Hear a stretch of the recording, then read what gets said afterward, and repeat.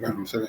Bueno, ya tenemos comunicación con el profesor Miguel Ernesto Salazar. Al profesor no lo vemos en pantalla. Muy buenos días, Luis Alfonso. Espero que me escuchen. Sí, lo escuchamos, pero no lo vemos en cámara. La verdad que estoy tratando aquí de cómo arreglar el tema de la configuración de la cámara. Dele allí un momentico. Y le decimos a Sergio Cano, con quien también vamos a hablar ahora sobre una obra de teatro que él ha escrito y dirige, muy interesante, que nos espere unos minutos mientras hablamos con el profesor Miguel Ernesto Salazar desde Caracas. El profesor Miguel Ernesto Salazar es analista venezolano, docente en ciencias sociales, miembro del equipo de trabajo de la revista Servir al Pueblo. Con él vamos a analizar y vamos a informar en relación con algo muy importante, y es que entre el 11 de septiembre y el 12 se va a realizar en Caracas el Congreso Mundial contra el Fascismo y contra expresiones similares, porque el fascismo hay que analizarlo también en conjunto con el nazismo, con el falangismo, ¿no? Con el franquismo, y en Europa y en América Latina, pues con todas esas dictaduras fascistas que ocurrieron, la de Pinochet, como hemos referido en este programa, instaurada el 11 de septiembre del año 1973 hasta finales de los 80, la de Videla en Argentina, la de Stroessner en Paraguay, la de Bordaberry en Uruguay, las dictaduras que se instauraron en Bolivia, en Brasil, la de Somoza en Nicaragua, la de Trujillo antes de estos en República Dominicana, es decir, y luego expresiones, nuevas expresiones como el gobierno autoritario, antidemocrático, neofascista de Bolsonaro en el Brasil, etcétera. Y los fenómenos que se están presentando en otras partes del mundo. Si no puede salir con cámara, pues entonces lo haríamos con micrófono, a ver si adecuamos allí para quitar de pantalla el negro, el color negro, y ubicar una fotico de el profesor Miguel Ernesto Salazar. Pero este congreso que se está convocando en Caracas, al que ha invitado más de 600 personas de todo el mundo, tiene también una coyuntura en Venezuela, y es que allí, después de las elecciones en las que triunfó reelecto el presidente Nicolás Maduro, pues hubo una intentona golpista también entre el 28 y el 31 de julio, porque la derecha, encabezada por María Corina Machado, quien era realmente quien estaba detrás del que ponían como candidato a la extrema derecha, el señor Edmundo González, pues lideró lo que denominaron los comanditos, y se generaron toda una serie de incendios, de ataques a escuelas, a hospitales, a centros médicos, a centros de acopio, a supermercados. Una ofensiva que fue controlada por el gobierno, desactivada, y que afortunadamente ha sido controlada, a pesar que hace una semana, el viernes de la semana antepasada, hubo un ataque terrorista contra el sistema eléctrico nacional en la estación que genera el 80% de la energía en Venezuela, la estación del Guri o Simón Bolívar, la hidroeléctrica de allí. Y esta semana hubo un ataque a una estación del ferrocarril en el sector del Valle del Cuy. Pues todos estos hechos empiezan a configurar de nuevo una ofensiva de carácter fascista, como la han calificado en el gobierno del presidente Nicolás Maduro, y precisamente por eso se busca realizar, o se va a realizar, este Congreso Mundial contra el Fascismo. No sé si ya se pudo conectar. Ya. Entonces, vamos, si no lo tenemos con cámara, vamos por teléfono, ¿no?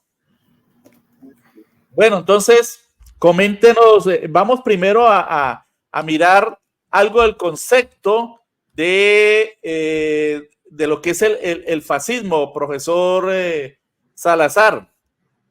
¿Te parece? Luis Alfonso, fíjate, primero muchas gracias por la invitación a tu programa, a todos los que nos estén escuchando a través de Periodismo Libre. Sí, creo que el fascismo, de sus orígenes, todos nos podemos remontar a la era de Mussolini en Italia o de Franco en España, ¿sí? Y sus variantes también en Alemania con Hitler a la cabeza a través del nazismo.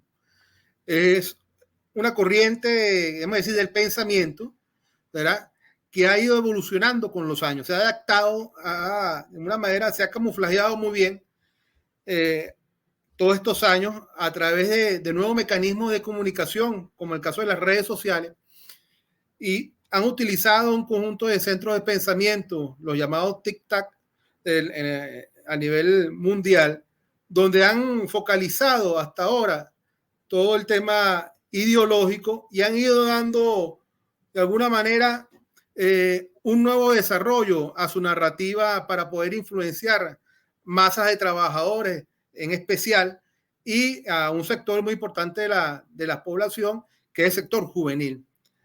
Esa metamorfosis que ha tenido el fascismo mundial ha hecho posible que ahora encontremos en estructuras de poder, ¿sí?, estas corrientes de pensamiento que han ocupado importantes espacios en gobiernos de tanto de Europa como Latinoamérica, ¿sí? Por lo menos en Europa recientemente, Luis Alfonso, acabamos de saber del triunfo de un movimiento, un partido alemán llamado Alternativa para Alemania, que ha ocupado el primer puesto, una de las provincias del este de Alemania, y ha salido segundo en otra provincia también del este de Alemania. Si nosotros nos enfocamos, Luis Alfonso, en el programa de esta corriente de pensamiento, de este partido Alternativa para Alemania, nos vamos a encontrar con una gran sorpresa. Si tú o cualquiera de los que nos están escuchando hoy, nos están viendo el día de hoy, ubican la página web de Alternativa para Alemania, ahí pueden buscar el programa de este partido político, van a encontrar que ellos se asumen como defensores de la democracia directa, se asumen como defensores de un futuro y defienden la soberanía. Incluso estos sectores representan esperanza para ese grupo de sectores abandonados, empobrecidos de estos países.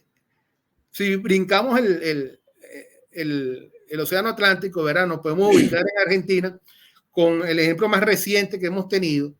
Yo no dudo en calificar a Milei como parte de esas corrientes de la ultraderecha global, ¿verdad?, también, enmarcado, claro, en un fascismo.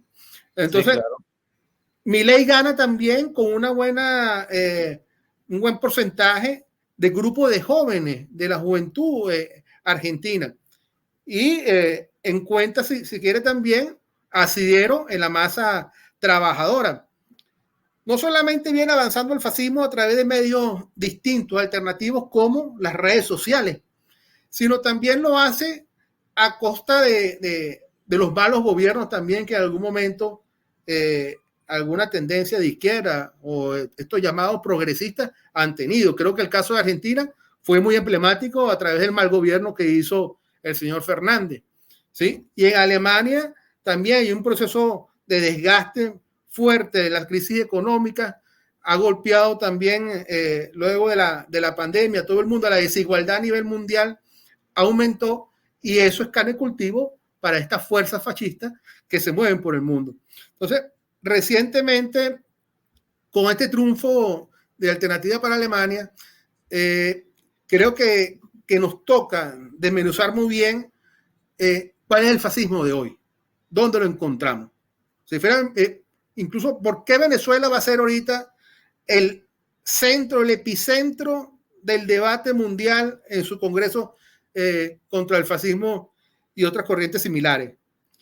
Se va a ubicar entre el 11 y el 12 de septiembre, es decir, esta semana que viene, pero Venezuela es epicentro en una lucha global para detener esta corriente fascista. Entonces, creo que es importante darnos el contexto de que la revolución bolivariana, ¿verdad?, ha luchado con expresiones aquí en el país liderizadas.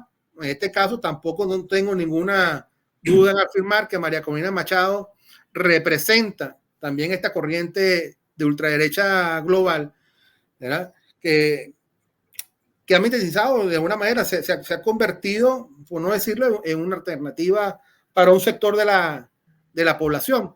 Entonces, creo que ahí tenemos que ver con mucha prudencia, pues cuando hablamos del fascismo y cómo llegar a esta discusión, a este debate, incluso a los territorios. En este caso de Venezuela, más allá del Congreso, creemos que ese debate debe hacerse en los consejos comunales, en las comunas, ¿sí? Para ejemplificar de dónde, a qué nos estamos enfrentando el día de hoy y cómo la revolución bolivariana se convierte en una caja de resonancia para el mundo para enfrentar esta ola fascista que se monta sobre los gobiernos en Europa y en Latinoamérica. Muy bien, pero es muy importante, profesor Miguel Ernesto Salazar,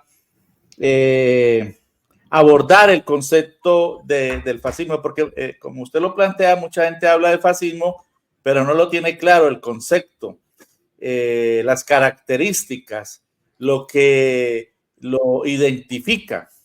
Yo siempre recurro a un libro que desde mi punto de vista, libro que conocí en mi juventud, de Jorge Dimitrov, el gran líder obrero búlgaro, quien tiene una antología sobre el Frente Único Obrero y Popular, e hizo allí, entre otros artículos, una serie de análisis sobre estos regímenes autoritarios y sobre el nazismo, el fascismo, que pues obviamente destruyó su continente en su momento, desde la década de los 30 hasta mediados de la década de los 40 con la Segunda Guerra Mundial. Y Dimitrov dice, el fascismo es la dictadura terrorista abierta, más descarada de los elementos más reaccionarios, más chauvinistas, más imperialistas del capital financiero. También dice que la variedad más reaccionaria del fascismo es la de tipo alemán, es decir, el nazismo, ¿no? Porque hay gente que utiliza indistintamente los dos conceptos y está bien, pero porque están absolutamente ligados. Pero dice Dimitrov, la variedad más reaccionaria del fascismo es la de tipo alemán. Tiene la osadía, el nazismo, la de tipo alemán, el fascismo de tipo alemán es el nazismo. El fascismo pues viene de Benito Mussolini en Italia, el fascismo, ahora el nazismo de Adolfo Hitler en Alemania. Y el nazismo tiene la osadía de llamarse nacionalsocialismo, a pesar de no tener nada en común con el socialismo. Y eso es muy importante tenerlo en cuenta porque la oligarquía, las derechas, tratan de utilizar también este elemento para deslegitimar la lucha contra el fascismo que hacemos desde los sectores de avanzada, democráticos, progresistas en la sociedad. También dice en este libro Jorge Dimitrov, el fascismo es la crueldad y la barbarie medievales, la agresividad desenfrenada contra los demás pueblos y países. Mire este concepto que lo tenemos hoy vivido. ¿Dónde, profesor? ¿Dónde lo tenemos vivido? Pues nada más y nada menos que en Gaza, donde una modalidad del nazifascismo, de la unión de esos dos factores de destrucción de la humanidad, se expresa en el sionismo en Gaza contra el pueblo palestino. El fascismo es la crueldad y la barbarie medieval, es la agresividad desenfrenada contra los demás pueblos y países, ni más ni menos desde mi punto de vista.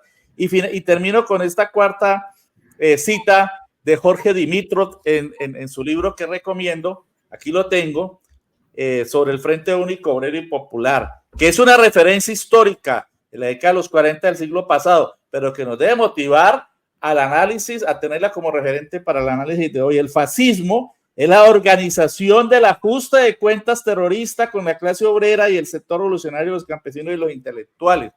En el mundo de hoy podríamos hablar de que es el ajuste de cuentas de los neofascistas, de los nuevos fascistas, de los nuevos nazis, contra las luchas de los pueblos, contra las luchas de los pueblos bolivarianos, de los pueblos que luchan por su independencia, por su soberanía, por hacer respetar la independencia de las naciones. ¿Usted qué opina, profesor?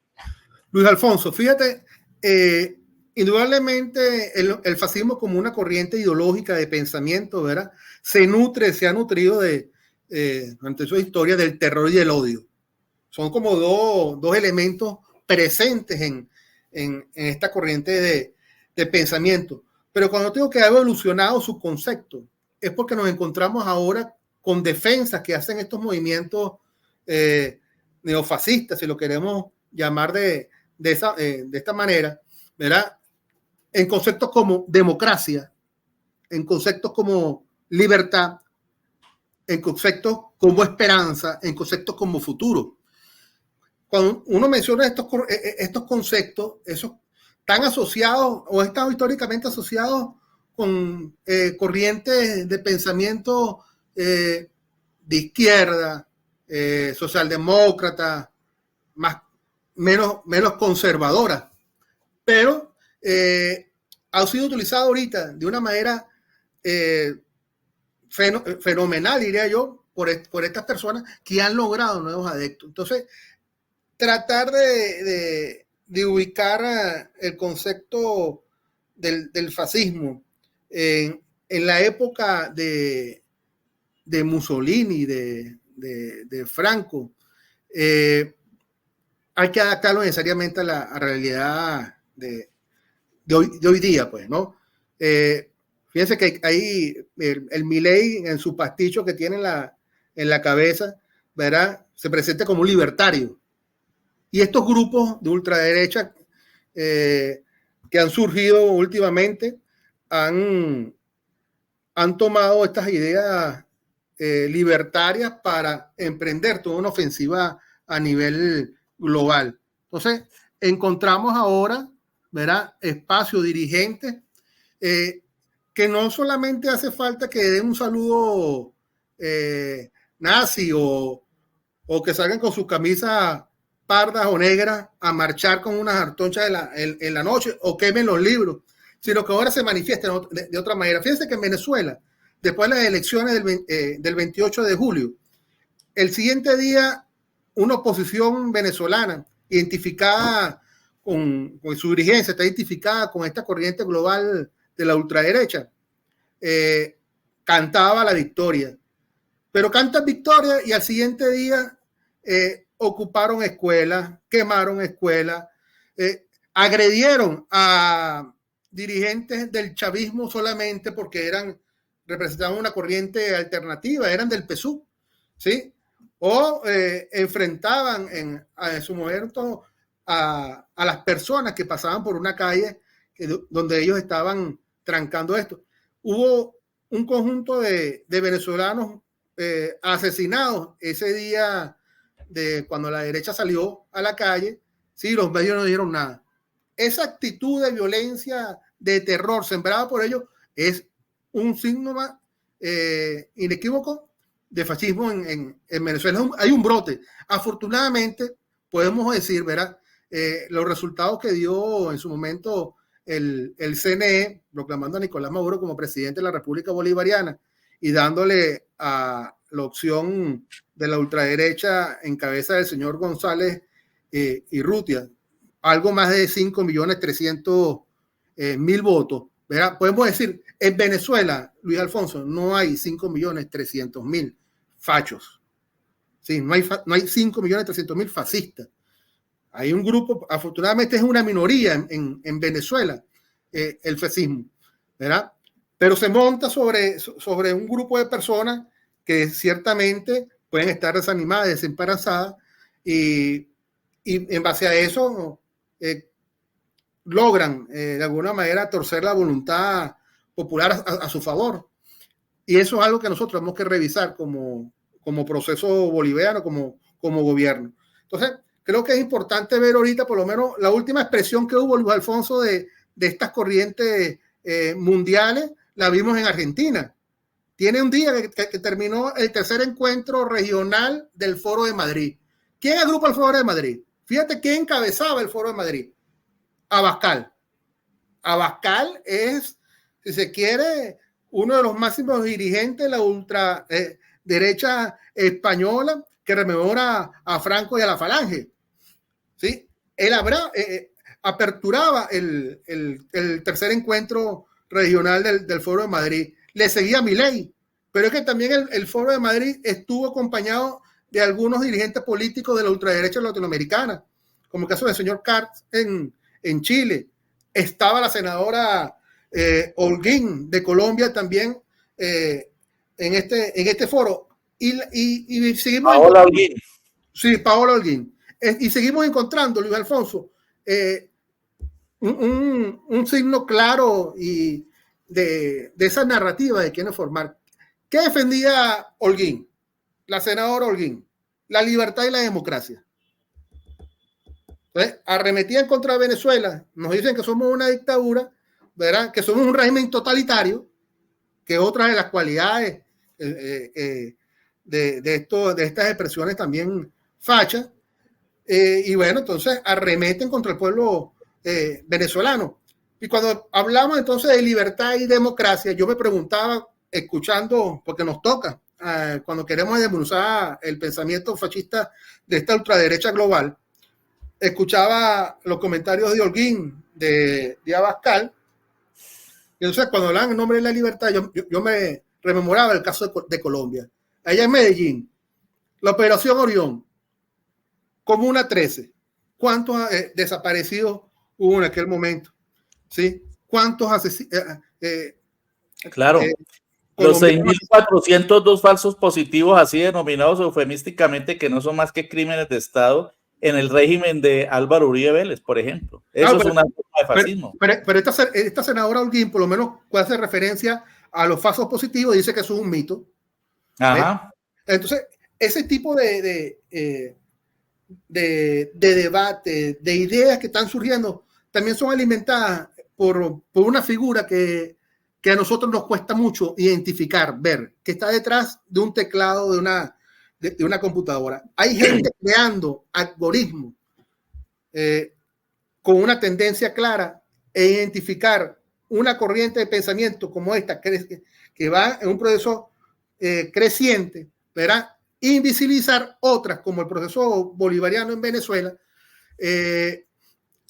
para de una manera colocar al mundo de que nosotros somos los violentos, nosotros somos los que estamos ahorita impulsando el terror y el odio, y entonces se presenta el otro sector, ¿verdad? De la ultraderecha encabezado como que son las víctimas de este régimen que ellos pregonan ahí en defender en nombre de la libertad y la democracia.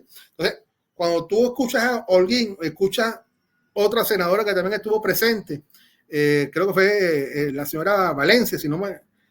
Paloma Valencia. Paloma Valencia estuvo presente también en este encuentro. Y bueno, ven acá, pero Colombia, si nosotros nos llaman a Venezuela, que somos un estado fallido, que somos un estado totalitario, represor, en Colombia hasta el 2000, este año, van más de 500 masacres. ¿Sí? Van hasta el 2024, creo que hasta agosto, iban 98 o un poco más de líderes sociales asesinados. Había también un porcentaje de 19, 17 excombatientes de la FARC, firmantes del proceso de paz, asesinados. Entonces, hay un cambio de cultivo en Colombia que no se cuenta, que no se dice, que se tapa, porque además que frente a ese estado de terror que se siembra en las comunidades, ¿verdad? Hay cabezas visibles. En este caso, yo lo puedo decir con toda la responsabilidad. Al frente encontramos un señor como Álvaro Vélez, que encabeza también una corriente de pensamiento en Colombia, en Latinoamérica. Es decir, no es casual. Yo no creo que los brotes que hayan ahorita de fascismo a nivel mundial, que se están colando en estructuras de poder, sea un hecho fortuito.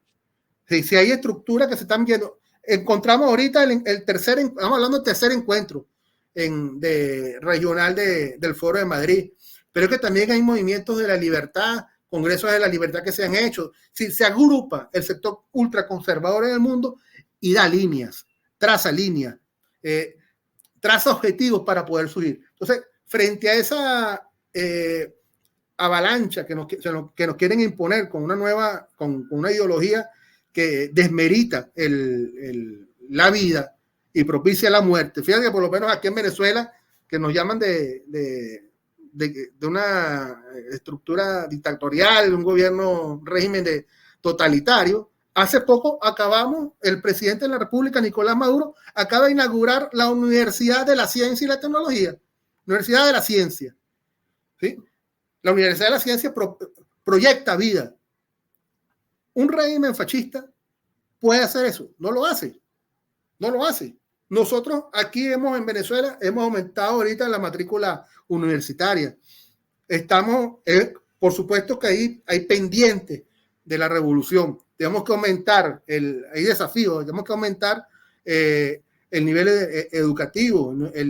Nuestras escuelas, nuestros maestros tienen que ser los mejores, bien pagados. Son cosas que tenemos que hacer. Pero en Venezuela la escolaridad ha aumentado muchísimo. En el sector universitario prácticamente el 100% que termina una carrera media tiene un cupo garantizado en la universidad. Entonces, en una sociedad de otro tipo, nos venden otra cosa. Es decir, en una sociedad como la de Milei, que representa, repito, un sector ultraconservador que cada día gira más hacia la derecha, encontramos que la universidad puede entrar en quien pueda pagar.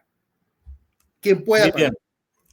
El régimen de Milei no solamente gira a la derecha, es un régimen de ultraderecha, desde mi punto de vista, ¿no? Régimen de ultraderecha, y no de otra manera se le puede denominar a un régimen que es enemigo de los derechos más elementales del pueblo. Acabamos de ver cómo se ha opuesto, ha vetado una ley que le otorgaba un mínimo incremento a las pensiones de los trabajadores que han sido tan afectadas por la política ultra neoliberal de Milei contra los pensionados. Y cuando los pensionados salieron a protestar, los agarró a palos. De modo que el régimen de Milei es un régimen ultra reaccionario, es un régimen godo con características neofascistas. Por ejemplo, su gran aliado, su gran alter ego es Benjamín Netanyahu, el genocida que ha masacrado a más de 40,000 seres inocentes en Palestina a la vista de todo el mundo, y para el señor esos crímenes no existen. Claro, y lo apoya a rajatabla a el régimen neonazi y sionista de Israel. Y defiende a la señora Corina Machado, que, como hemos denunciado aquí en Periodismo Libre, tuvo la osadía de dirigirle una carta. Esa carta la hemos mostrado al señor Netanyahu pidiéndole que interviniera en la época también de Mauricio Macri en Argentina, que intervinieran los dos para derrocar al presidente Nicolás Maduro. Ese es el neofascismo de hoy, ¿no? Por acá nos preguntan acerca de si hay alguna denuncia contra Edmundo González, quien ha sido señalado de haber participado en gobiernos pues de la década de los 80, cuando estaba la oligarquía en el poder en Venezuela, desde la embajada de Venezuela en El Salvador, en crímenes de lesa humanidad contra los jesuitas en El Salvador. ¿Qué se sabe de esto? Y por favor, para terminar, y agradeciendo que nos haya atendido esta mañana, ya tarde en Caracas, profesor Salazar, nos indique alguna información sobre el desarrollo del Congreso Mundial contra el Fascismo y expresiones similares. Sí, bueno, primero yo creo que nosotros deberíamos también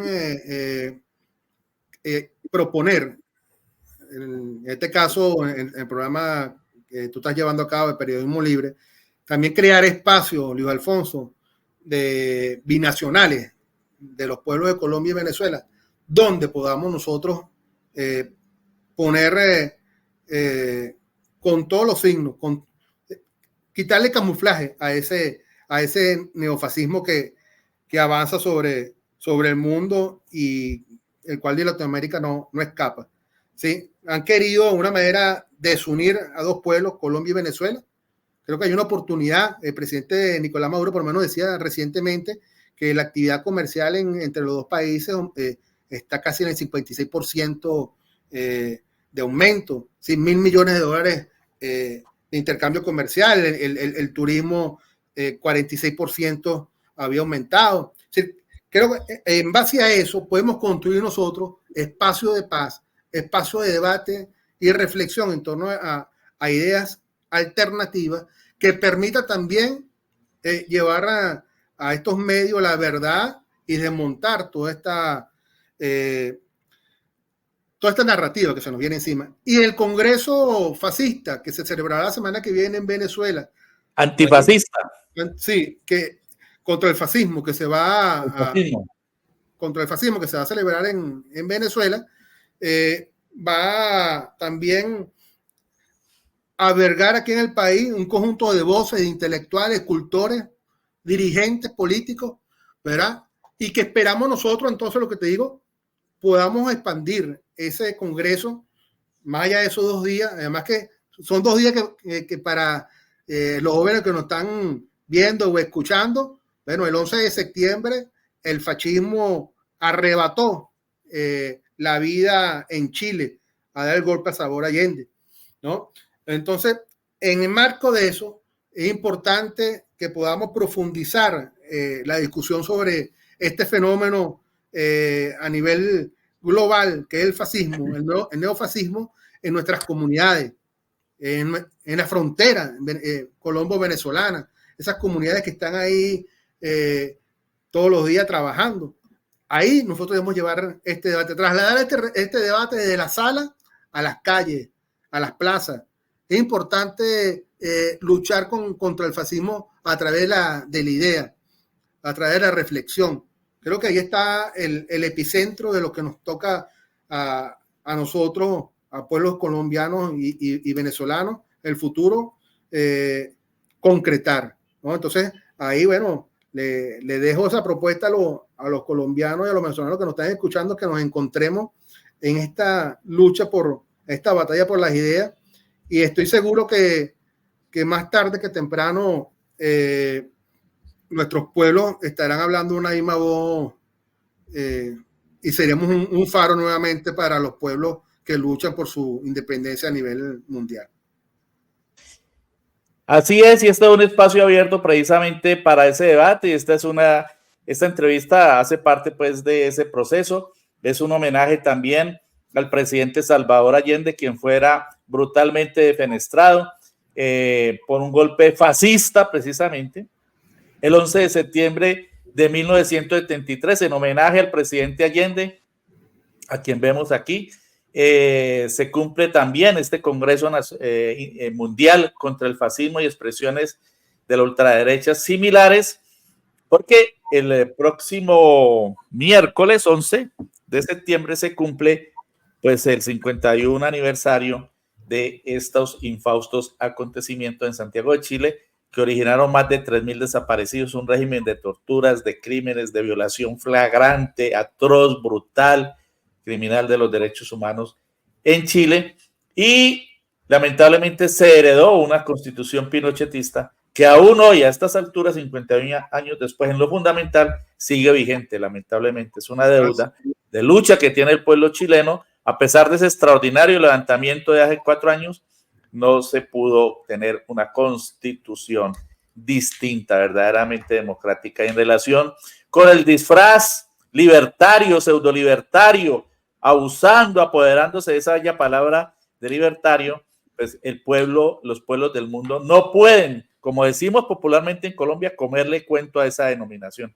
El señor Milei no es ningún libertario, es un engendro del neofascismo que está destruyendo al pueblo argentino. Bueno, muchas gracias, profesor Salazar, desde Caracas, por atendernos. Lamentablemente no pudo conectarse con la cámara, lo hicimos a través del teléfono, y han sido muy importantes, muy interesantes las reflexiones que hemos hecho sobre el fascismo, el neofascismo, el neonazismo en este programa, y ahí queda la invitación. Por acá nos preguntaban si va a haber transmisión virtual de el Congreso ojalá se pueda hacer alguna transmisión y lo estaremos informando a través de Periodismo Libre. Muchas gracias, profesor Salazar, por acompañarnos hoy en nuestro programa. Muchas gracias, Luis Alfonso, y estamos aquí a la orden.